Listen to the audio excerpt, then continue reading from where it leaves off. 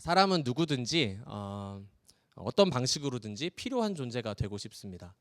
그래서 내가 이 자리에 있는 것이 의미가 있고 또 누군가에게 내가 꼭 필요한 사람이라는 것을 느끼고 싶어 한다는 것이죠. 그래서 어떤 사람은 그것을 증명해내기 위해서 밤낮 없이 어떤 일들에 몰두하기도 하고 어떤 사람은 자신을 드러내는 일에 굉장히 신경을 씁니다. 우리 안에는 무언가 나는 의미 있는 일을 하고 싶다, 의미 있는 존재이고 싶다라는 갈망이 있는 것이죠. 그런데 세상의 원리는 그렇지 않다라는 거예요. 세상의 원리는 어떻습니까? 필요가 없다고 여겨지는 사람들은 금방 잊혀지는 것이 바로 이 세상입니다. 그리고 잊혀진다는 것은 곧 두려움이 되죠. 그래서 직장에서 은퇴하신 분들을 이렇게 생각해 볼 때 은퇴 이후에 나는 이제 어떻게 살아야 하는가, 삶의 방향성들에 대해서 고민하는 분들도 어려워하는 분들도 계실 것입니다. 나 없이도 세상이 잘 돌아가는구나.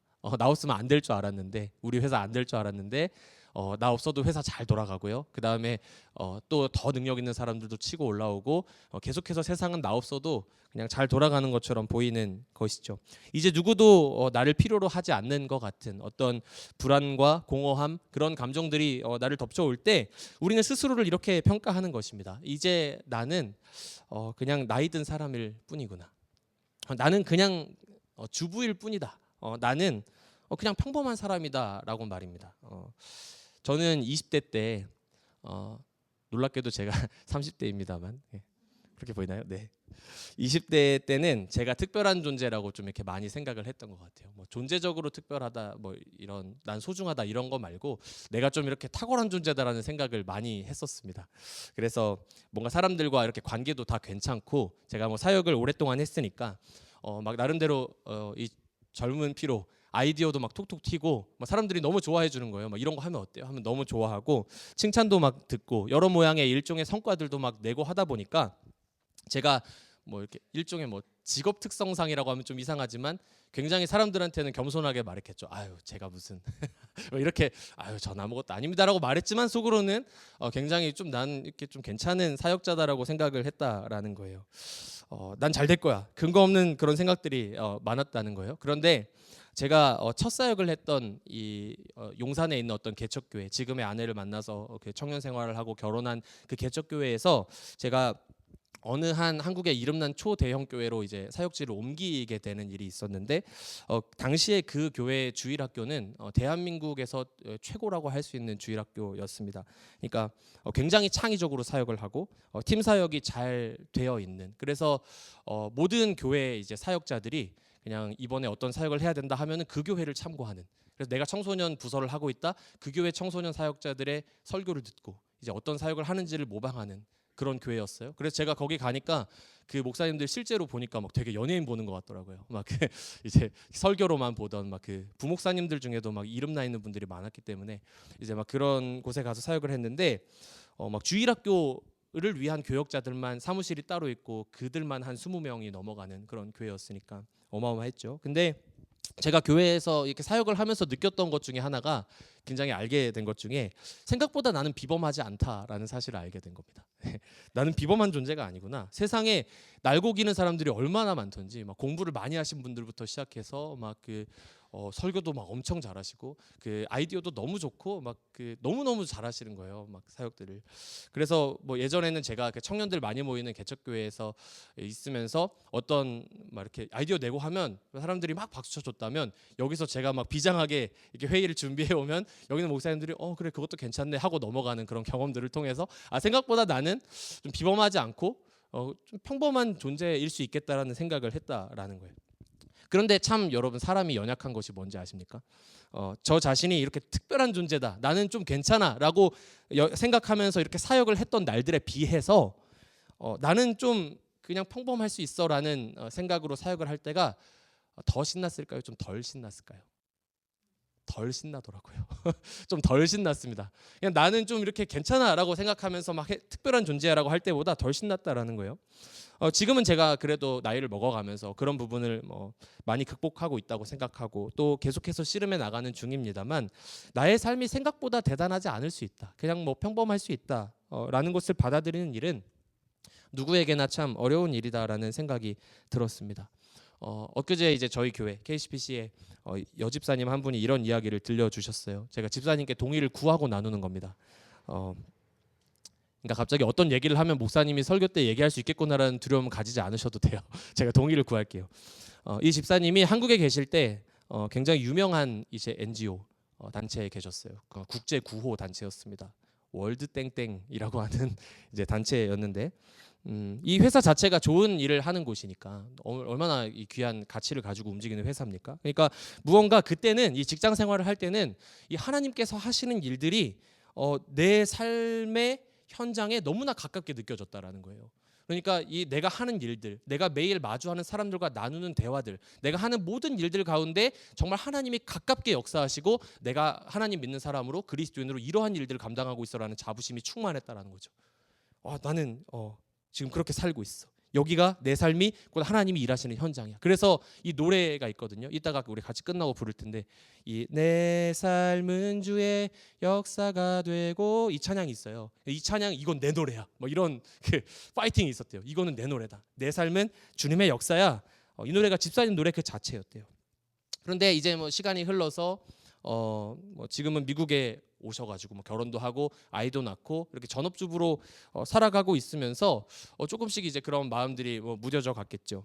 근데 엊그저께 이제 집사님께서 모르는 어떤 사람에게 미국 사람에게 자기를 소개할 일이 좀 있으셨는데 그 사람이 당신은 무슨 일을 하십니까라고 물었다는 거죠. What do you do? 물었대요. 그래서 저는 고민하다가 I'm just a housewife 이렇게 대답했대요. I'm just. 근데 그 사람이 갑자기 처음 본 사람인데 손살을 치면서 아니 저스트가 웬 말이냐, 네가 왜 저스트냐 이렇게 얘기했다는 거예요. 당신 저스트 아니다. 지금 하고 있는 일이 얼마나 중요한데라고 말을 했다는 거예요. 근데 그 집사님이 그 얘기를 들으면서 이게 하나님 음성처럼 들렸대요. 아 그렇구나.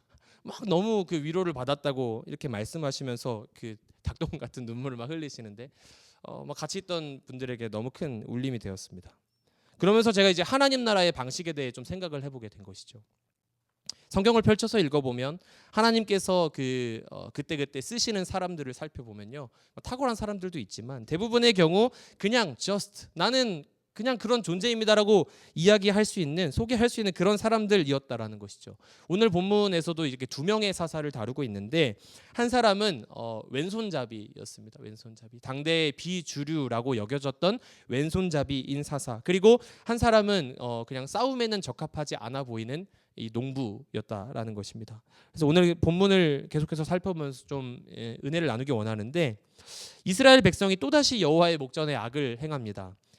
그래서 이전에 첫 사사 때 승리를 경험하고 계속해서 이어졌던 40여 년이나 되는 긴 평화의 시간 속에서 잘 지냈지만 그 은혜를 빠르게 잊어버리고 죄악으로 행한 것이죠. 하나님께서는 늘 이 범죄한 백성을 직접 이렇게 치시지 않습니다. 직접 치시지 않고 어떤 방식으로 일을 하시냐? 원수를 강하게 하는 방식으로 일을 하세요. 우리 하나님께서는 누군가를 강하게도 하실 수 있고 누군가를 얼마든지 낮추실 수도 있는 분이시죠. 그래서 이 모압 왕의 에글론이라는 이 왕을 강성하게 하십니다. 그를 막 강하게 하시는 거예요. 그래서 이 에글론이 주위의 암몬과 아말렉 자손들까지 모아와서 이 이스라엘을 공격하게 된 것인데 오늘 본문 13절 말씀을 제가 읽어드리겠습니다. 에글론이 암몬과 아말렉 자손들을 모아 가지고 와서 이스라엘을 쳐서 종려나무 성읍을 점령한지라 라고 되어 있어요. 이 종려나무 성읍이 가지는 의미가 있습니다. 이 종려나무 성읍은 우리가 잘 알고 있는 이 여리고의 별명이 바로 이 종려나무 성읍입니다. 굉장히 그 나무들이 울창한 숲처럼 있었던 그 성읍은 기후가 굉장히 온화했고요. 그래서 너무 아름답고 풍요로운 도시였기 때문에 이렇게 왕족들이 당시에 이렇게 휴양지로 이용할 만큼 너무너무 살기 좋은 그런 곳이었고 교통의 요충지였으며 수많은 무역들이 활발하게 이루어지는 그런 도시였다라는 거예요. 우리가 잘 알고 있는 사람 중에 삭개오라는 사람이 바로 이 여리고 출신이죠. 그래서 그곳에서 거치는 많은 양의 세금을 로마에게 바치는 일을 했던 그런 일들이 있었는데 이 여리고 이 종려나무 성읍이 이스라엘에게 그냥 뭐 살기 좋은 땅이었다라는 것 이상의 사실은 의미가 있었죠. 왜 그렇습니까? 이 성읍은 우리가 잘 알고 있는 것처럼 출애굽한 이스라엘 백성이 이 광야를 지나온 이후에 이 약속의 땅에 들어가면서 치르던 그 싸움들, 그렇죠? 그때 이제 하나님께서 하나님의 말씀에 순종하는 백성들에게 이러한 승리를 주시겠다고 보여주신 첫 번째 승리, 약속의 표징과도 같은 이 선물과도 같이 주어진 것이 바로 이 여리고 성이었다라는 거예요. 이 종려나무 성읍은 마치 결혼한 사이에 이 남편이 이 결혼을 약속하면서 아내가 혹은 서로에게 주는 이 선물과도 같이, 예물과도 같이 이 하나님께서 이제는 내가 이 언약 백성을 돌보겠다는 약속처럼 이 주신 성읍이 바로 이 종려나무 성읍이었다라는 것입니다. 그런데 이제 이 성을 빼앗기게 되었고요. 그다음에 18회나 되는 18년 동안이나 이 모압의 백성들을 섬겼다라고 되어 있는 거예요. 그리고 역시나 우리가 계속해서 살펴본 것처럼 백성들은 또 하나님께 부르짖습니다.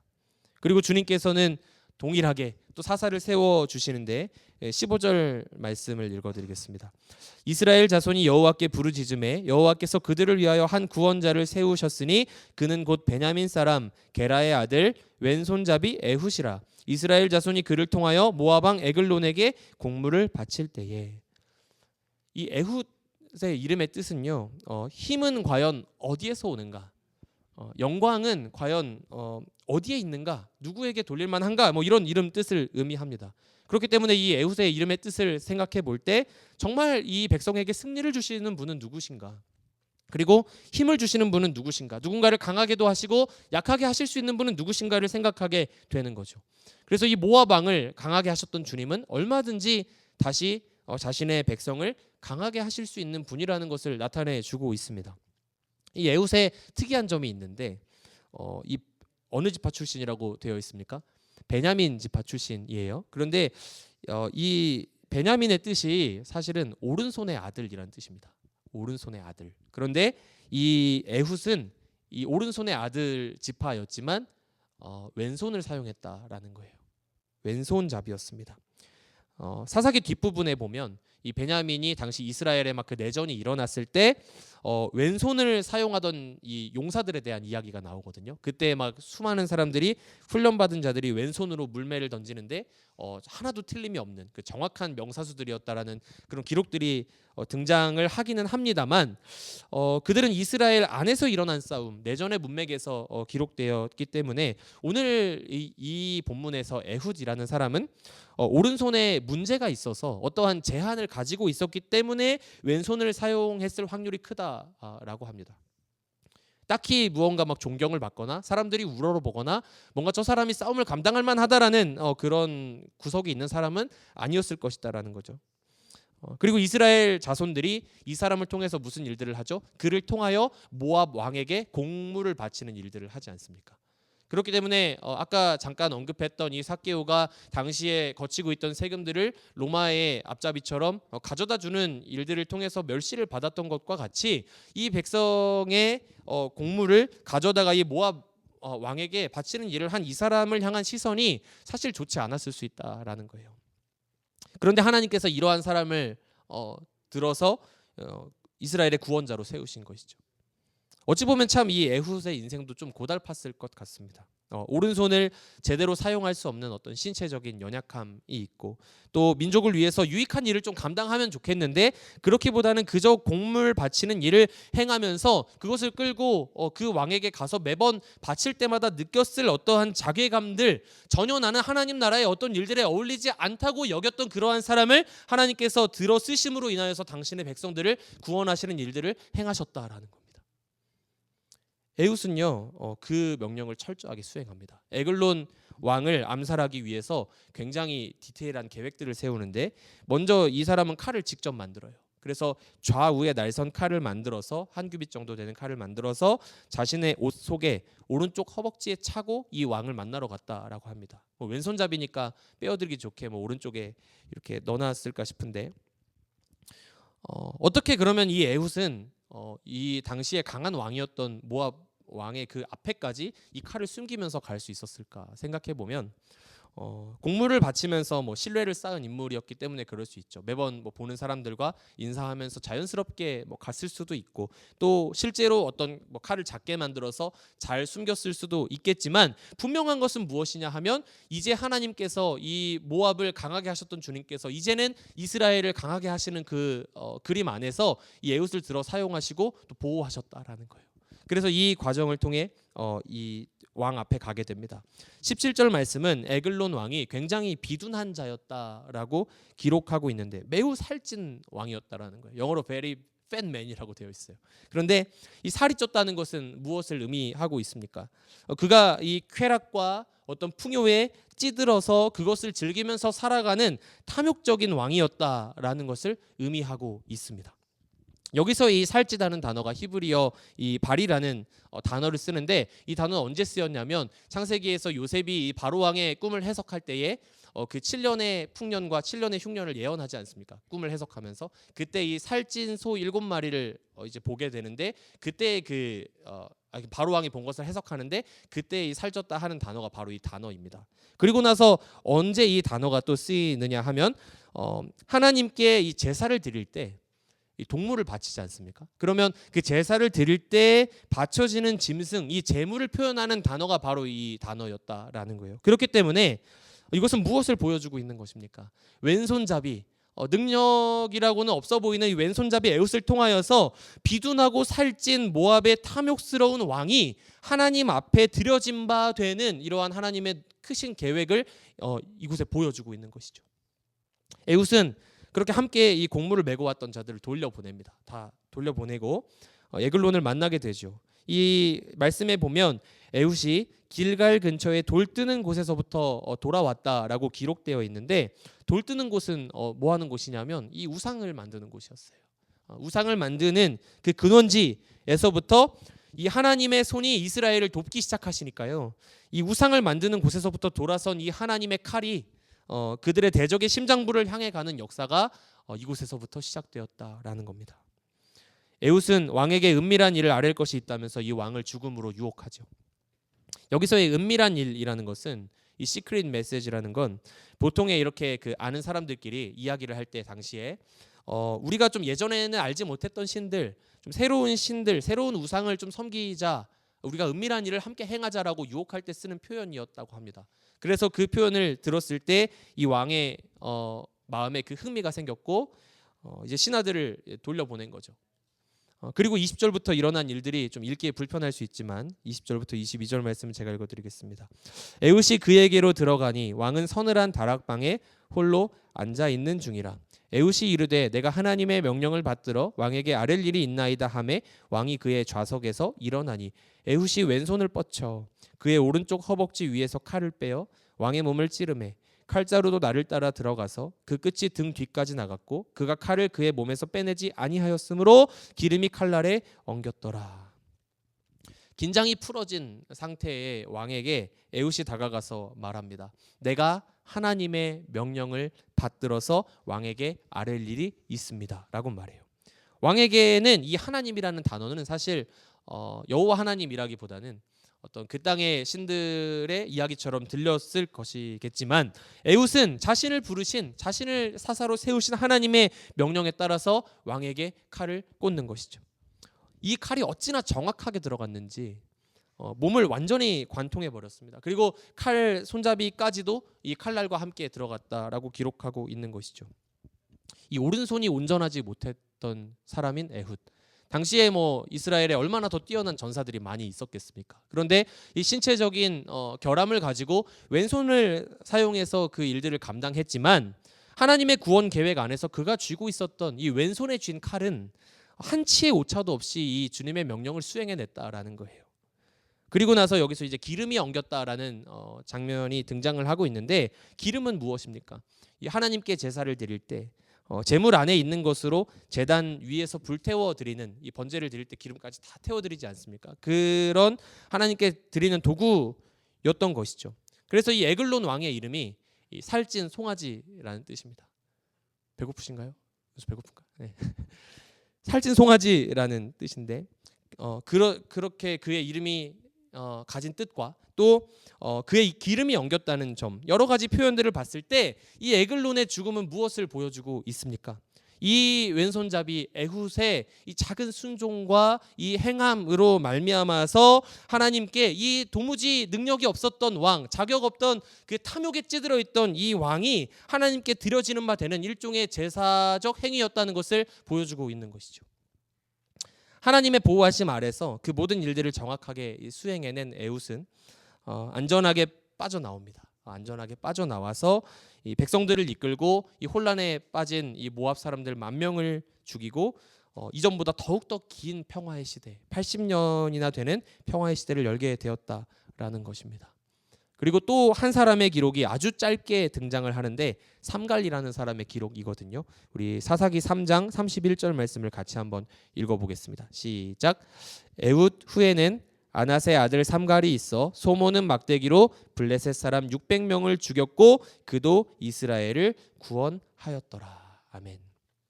삼갈이라는 이름은요, 히브리식 이름이 아니었다고 합니다. 당시에 사람들이 익숙하게 여기는 그 이스라엘의 이름이 아니라 누가 들어도 저건 이스라엘 사람 아니다 하는 그런 이름을 가지고 있었다라는 것이죠. 가나안의 문화 속에서 사용하는 이름이었고, 또 이 사람은 아낫의 아들이라고 되어 있는데, 아낫은 이 가나안의 신들 중에서도 가장 강력한 신, 이 전쟁을 주관한다고 여겨지는 신을 상징하고 있습니다. 그러한 자의 아들이었다라는 거예요.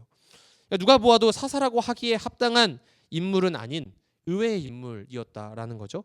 그리고 이 사람이 블레셋 사람들과 싸울 때 무엇을 들고 싸웠다고 되어 있습니까?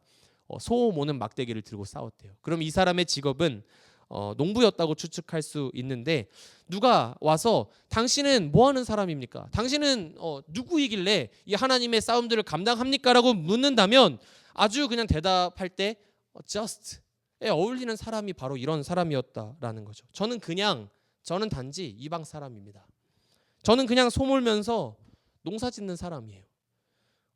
그럼 사람들은 의심하겠죠. 당신 같은 사람도 그러면 이 하나님의 전쟁에, 하나님의 일들에 동참할 수 있습니까? 라고 묻는다면, 정말 그렇습니까? 라고 묻는다면 그 대답은 어떻습니까? 예, 그렇습니다. 삼갈의 기록이 굉장히 짧잖아요. 좀 불쌍하니까 한 번 더 읽어볼게요. 사사기 3장 31절 말씀 한 번 더 같이 읽어볼까요? 시작. 에훗 후에는 아낫의 아들 삼갈이 있어 소모는 막대기로 블레셋 사람 600명을 죽였고 그도 이스라엘을 구원하였더라. 아멘. 성경은 그도, 이 사람도, 이러한 보잘것없어 보이는 사람도 이스라엘을 구원하는 일에 쓰임 받았다라고 말합니다.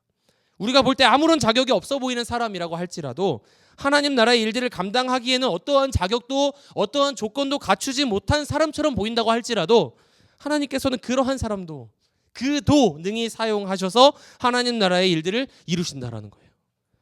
고린도전서 1장 27절 28절 말씀에 이런 말씀이 있죠.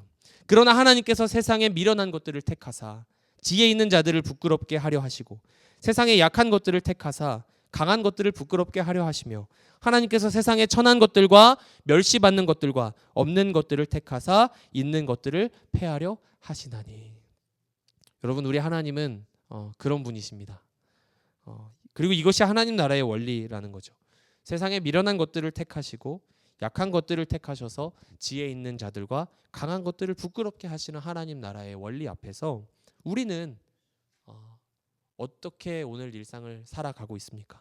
저와 여러분은 오늘 설교의 제목과 같이 You are not just의 존재가 아니다라는 거예요. 그냥 눈에 보이는 모습, 나에게 어떤 반짝반짝 빛나는 그런 날들은 다 지나갔고 이제 나의 전성기는 끝났고 지금 나의 삶의 현장에서 하나님 일하심은 찾아볼 수 없다고 여기는 우리의 삶이라고 할지라도 나는 그래서 그냥 평범한 사람입니다.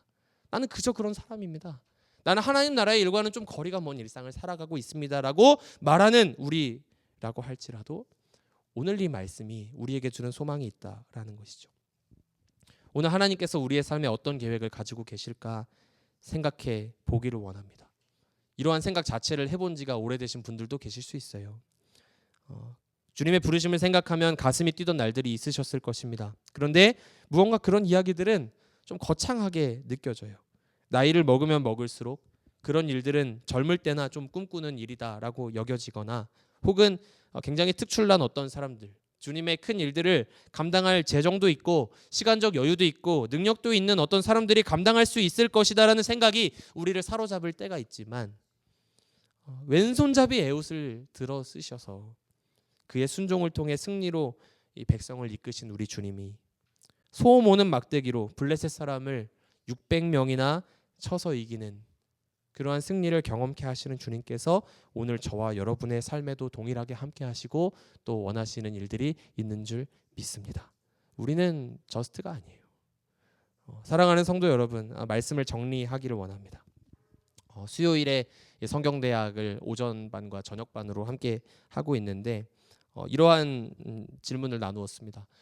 사도 바울이 지금 갈라디아서를 읽고 있으니까 사도 바울이 하나님께서 이 바울의 삶을 태어나기도 전부터 다 택하시고 정하셔서 이방인의 사도로 세우고자 하셨고 그를 불러주셨다라는 그런 내용들을 나누면서 우리의 삶에도 그렇게 주신 부르심이 있을 것이다라는 기대를 가지고 서로 부르심에 대해서 나누었는데 이 오전반과 저녁반이 또 다릅니다. 되게 재밌어요. 그래서 오전반은 이렇게 자녀들도 다 키우시고 이렇게 하신 어머님들이 많이 오시고 또 저녁에는 이렇게 아기가 아직은 어린 또 젊은 부부들 중심으로 신기하게 인원 구성이 되어 있는데 뭐 이런 부르심에 대해서 나누는 거죠. 그냥 오전에 막 오시는 분들은 내 삶에 이미 어떤 지난한 그런 여정들을 좀 지나가면서 내가 뭐 이런 일도 있었고 어려움도 있었지만 하나님께서 나에게 주신 어떤 부르심들은 뭐 누군가를 위해 뭐 중보하는 마음, 누군가를 긍휼히 여기는 마음 이런 것들을 저에게 주셨더라고요. 막 부르심에 대해서 나눠주시는 것도 은혜가 되었고 그런데 저녁에 이렇게 또 아기가 어린 분들은 부르심이요 하시더라고요. 한참을 생각하시더라고요. 제가 이걸 생각해 본 지가 좀 오래됐습니다. 라고 말씀하시더라고요. 내 삶에도 하나님의 부르심이 여전히 있는가? 여전히 유효한가? 이 질문을 던져 보아야 하죠. 나는 그냥 애 키우는 주부인데 남편 따라 미국 왔는데 나는 이제 젊고 힘이 넘치던 시절들은 다 지나갔는데 또 더군다나 우리 이민자이지 않습니까?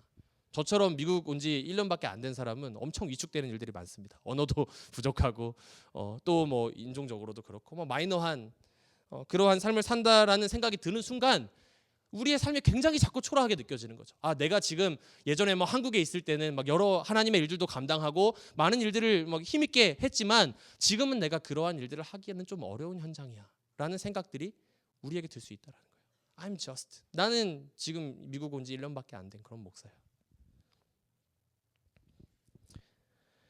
그러나 사랑하는 성도 여러분, 오늘 이 말씀이 우리에게 주는 은혜 앞으로 함께 나아가는 귀한 결단이 있으면 좋겠는데요. 무언가 이 땅에서 하나님의 일들을 감당하기 합당하지 않다 여겨지는 우리 모습일지라도 우리 각 사람을 향하신 또 우리 교회 공동체를 향한 주님의 명확한 부르심이 있는 줄 믿습니다. 하나님의 나라는 대단한 사람들이 대단한 일들을 통해서만 세워가는 나라가 아니다라는 거예요. 하나님이 내게 재어주신 삶의 구역 안에서 최선을 다해서 하나님의 용사로 살아가고자 하는 이들을 통해서 하나님께서는 일하시는 것이죠. 그래서 저는 그러한 이야기들을 너무나 좋아합니다. 이 땅에서 하나님 나라의 일들을 잘 감당하고 있는 것처럼 보이는 어떤 사람들의 모습을 보죠. 어떤 연예인이 어느 막 그 아프리카 어느 땅에 가가지고 그렇죠? 막 그 하나님의 일들을 감당하는 거 보면 너무 멋져. 저런 삶을 살 수 있다면 얼마나 좋을까. 하지만 사실 그러한 분들도 귀하지만 그러한 이야기들 이외에 우리가 전혀 알지도 못하고 우리가 전혀 생각해 본 적도 없는 어느 땅에서 하나님 나라의 일꾼 되어서 그 나라의 군사 되어서 이름도 없이 빛도 없이 하나님 나라의 일들을 감당하는 수많은 주님의 사람들이 존재하고 있다라는 거예요. 주님께서는 그러한 일들을 통해서 여전히 당신의 나라를 확장해 나가고 계시고 이 자리에 앉아있는 저와 여러분의 삶을 통해서도 그러한 일들을 이루기 원하신다라는 사실입니다. 여러분은 just 하우스와이프가 아닙니다. 아니에요. 우리 사랑하는 은수도 여기 앉아있지만 just 스튜던트가 아니에요. 나중에 내가 어느 대학에 가고 뭐 좋은 또 직장에 가서 그때 하나님 나라 일들을 감당해야지라고 생각할 수 있지만 지금 은수의 삶에 학교에 또 가정에 주신 부르심이 있을 수 있다라는 거예요. 다음 주에 교회 와야 된다. 언급했다고 또 안 오고. just left handed가 아니라 이스라엘을 구원할 도구로 에웃을 사용하신 우리 하나님께서 그냥 just 농부 이방인의 아들 이방 신의 아들이 아닌 이스라엘의 오랜 적인 이 블레셋을 심판하시는데 이 삼갈의 소모는 막대기를 사용하신 주님께서 오늘 저와 여러분의 인생에도 동일하게 역사하심을 믿으며 우리의 삶의 작은 순종과 예배 또 작은 승리들을 통하여 주님께서 너무나 기쁘게 영광 받으신다는 믿음을 가지고 한 주간 주님과 동행하며 승리하는 삶을 살아가시기를 주님의 이름으로 축원합니다.